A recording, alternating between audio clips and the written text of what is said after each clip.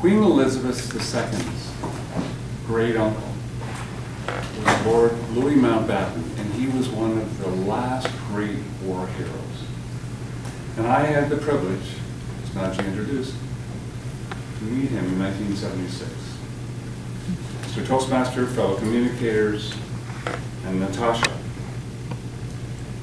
As great-grandson of Queen Victoria, he was born June 25, 1900, on the grounds of Windsor Castle. Prince Louis of Battenberg was mostly homeschooled during his early years at Lockers Park Preparatory School, but he eventually worked his way up in through the Naval Academy at Osborne and ended up at the Dartmouth Naval College. In 1939, he was promoted to captain. 2 years later, Prime Minister Winston Churchill appointed Mountbatten Chief of Combined Operations with the rank of Acting Vice Admiral, and he was in charge of planning the European invasion. After the war, Mountbatten served as the last Viceroy of India. Now, the Viceroy of India is basically Viceroy, Vice King. He was like virtually the king of India. And he was also oversaw the creation and negotiated the separation of Pakistan and India into two countries. Pretty impressive too. During the time, the title of Lord Mountbatten of Burma, because of his service in the war around Burma. He also attended the wedding that has been his lifelong dream of his nephew Philip to Princess Elizabeth, the future Queen of England, in November of 1947.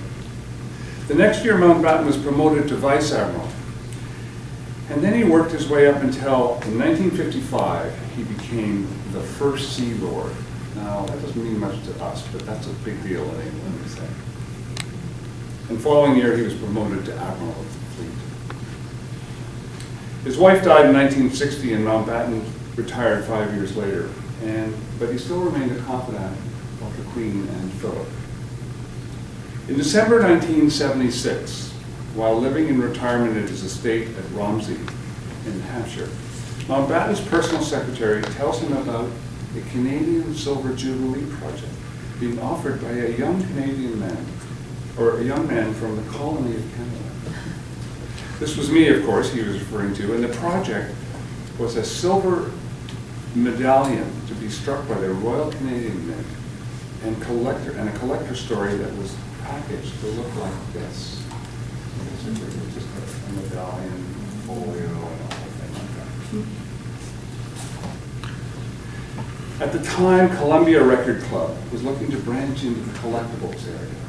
Maybe any of you remember Franklin Mint? I mean, it's that kind of thing.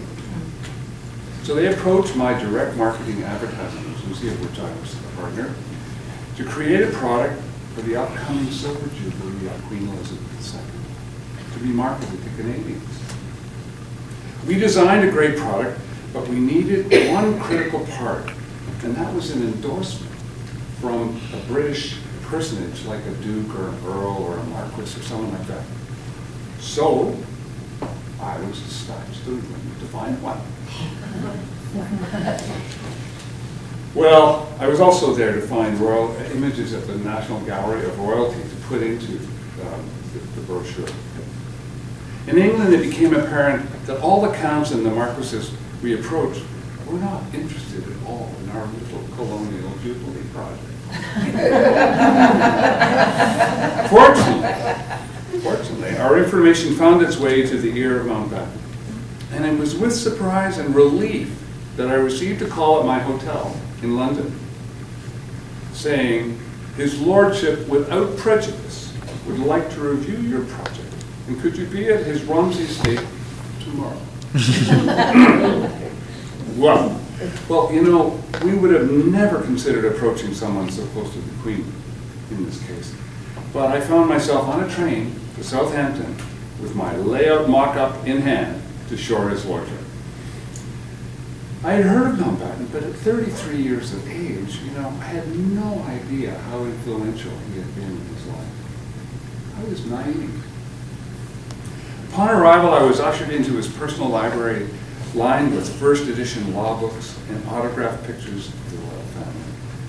He shuffled in wearing Union Jack slippers, shook my hand and looked me straight in the eye, and invited me to sit on a two-seater couch with him to show me his art. As I showed him the design of the medallion, he took exception to the heraldry we had mocked up and suggested that we have the Queen's coat of arms as Queen of Canada, surrounded by the floral emblems of our 12 provinces. Well, being naive and impudent young man from the colonies, I pointed out to his lordship that we only had 10 provinces. Whereupon his eyes widened, his face flushed, and he rose from his seat harumphing as he went over to the desk to call the butler to get out those plates that Governor General had given him, that he had actually used the day before for a private dinner with the Queen and Philip. He then grabbed me by my sleeve and pulled me through some passages to the kitchen where the quivering butler had laid out these 12 plates with the respective floral emblems emblazoned upon them. Whereupon I soon realized that the extra 2 were in fact the 2 territories. And we went back to the library to sketch out the new coin design. Looked like this. As we agreed on the design changes he asked for and how we would market them, he asked how we would market a medallion package, and I told him that we'd be mailing out 3.5 million comprehensive brochures like this to households all over Canada. He then asked what percentage of sales would he get, and we shook hands and the deal was set. He told me to send his share to Pearson College on Vancouver Island, and I left his Romsey estate and headed back to London. I was elated and proud of myself, yet puzzled as to why he of all people, would consent to endorsing our project. It eventually dawned on me that a man like Mountbatten had exerted a lot of influence in the affairs of Britain and the Commonwealth, was concerned about the dramatic political events that had just happened in Canada, that could have serious consequences for the future of the Canadian nation. And if he could possibly apply some of his influence to the situation, it could make a difference. And of course, that event was the election of the Pete Hughes Separatist Party of René Lévesque in November of 1976. Now, you probably, not being Montrealers, remember this cartoon, but this summed it up. That victory threatened the future of Canada, and Mountbatten used my project to extol the virtues of British influence in Canada.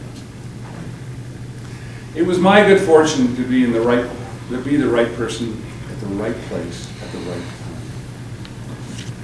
This is the letter that Mountbatten sent to me, that we, of course, shamelessly reprinted to include in the mailing, which helped our project be very successful. Dear Mr. Black, I must say I congratulate you on the new design for your Canadian Silver Jubilee medal. I think it is absolutely excellent now and so thoroughly Canadian, and will, I think, be an eye-opener to many Canadians themselves. Many congratulations, and I look forward to getting my copies in due course. Mountbatten. He also said, this is not what he said to me, but he also said, I heard him say, it is curious saying that I've always been right in everything that I have done and said in my life. So at 76, Lord Mountbatten did his part to try and influence a political dilemma in the far-off colonies of Canada.